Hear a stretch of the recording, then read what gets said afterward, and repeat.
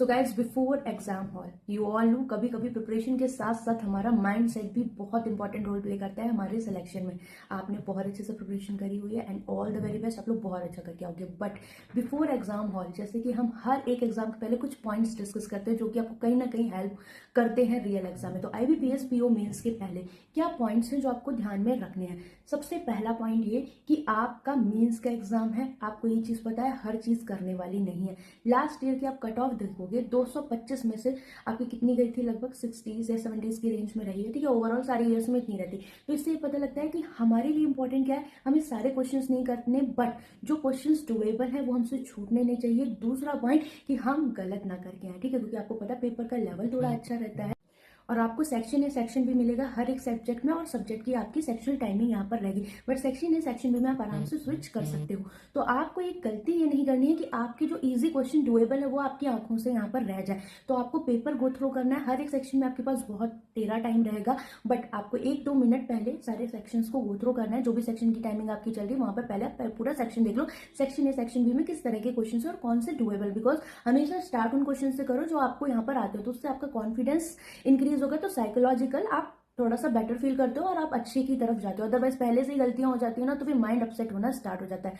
दूसरा पॉइंट जो आपको यहाँ पर ध्यान रखना है, इसके अलावा पेपर अटेम्प्ट करने की स्ट्रेटेजी मैंने आपके साथ बहुत डिटेल में यहाँ पर डिस्कस करी है। 10-11 मिनट की वीडियो, आप चाहो तो उसको एक बार देख सकते हो, आपको काफी हेल्प करेगी एग्जाम में। लिंक मैं कमेंट सेक्शन में दे दूंगी। इसके अलावा आपको एक पॉइंट और बहुत अच्छे से ध्यान रखना है कि गेस वर्क मेन से बिल्कुल भी गेस वर्क यहाँ मत करिएगा। बिकॉज एक नंबर आप मेहनत से ला रहे होगे, तो इन चीजों का ध्यान रखना है कि हम नेगेटिव करके उनको खराब ना करें।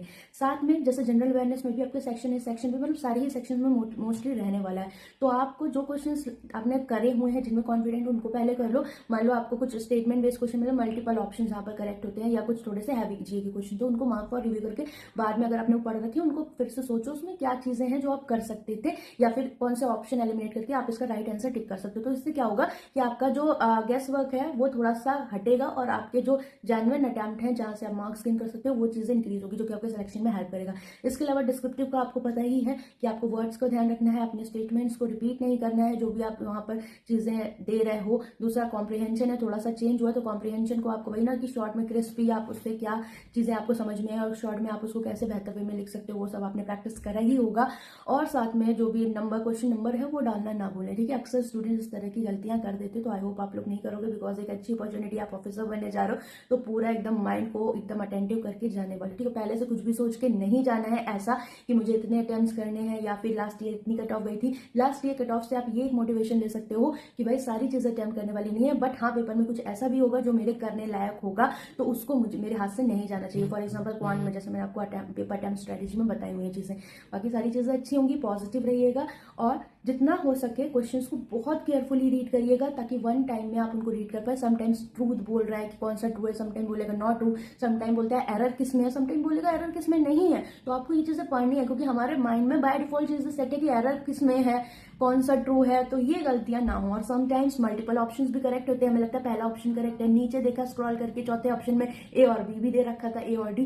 तो ये गलतियां अक्सर एग्जाम में होती हैं जिनको आई होप आप लोग नहीं करोगे। ठीक है, बाकी सब कुछ अच्छा होगा। अपना जो भी है टाइमली जाना, ताकि थोड़ा सा कहते हैं ना माइंड रिलैक्स होकर आप अपने सारे जो भी प्रोसीजर हो उसमें अच्छे से पार्टिसिपेट कर पाओ और काम होकर अपने पीसी पे टाइमली बैठ पाओ। अपना माउस वाउस चेक कर लेना, अपना पीसी लैपटॉप आता है मेरे माइंड में, पीसी में कोई दिक्कत ना हो। ठीक है, बाकी सब अच्छा करके आओगे। All the very best. Clerk mains की क्लासेस आपकी मेंस के बॉस में मंडे से फिर से स्टार्ट होंगी। जितने भी बच्चे SBI क्लर्क मेंस के लिए जा रहे हैं, तो मैंने आपको शिफ्ट 2 का भी पेपर करवाया हुआ है यूट्यूब पे, आप लोग जरूर देखें ताकि आपको पता लगे क्वांट में किस तरीके से आपके क्वेश्चन पूछे जा रहे हैं। ठीक है, तो चलो bye bye, take care, all the best.